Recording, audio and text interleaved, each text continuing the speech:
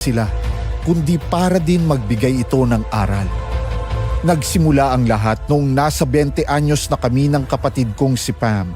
Ngunit nasa puder pa din kami ng aming malupit na tiyahin dahil wala kaming alam sa buhay sa labas. May mga tao talagang tulad namin.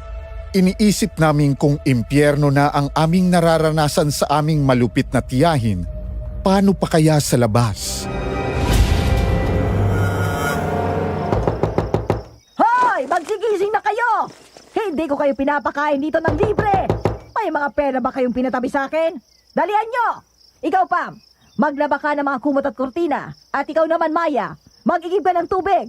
Ubos ng tubig natin. Opo, tiya. Lalabas na po. Kapag hindi ko pa kayo nakitang nakalabas at ginagawa ang mga inutos ko, buong araw kayong walang pagkain.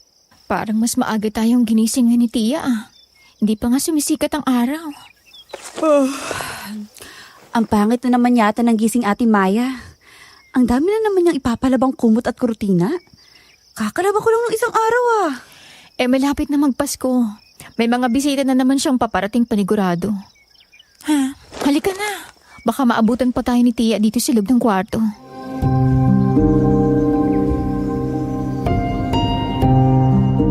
Walang nagawa ang kapatid ko kundi tumango. Siya si Pam, ang bunsong kapatid ko.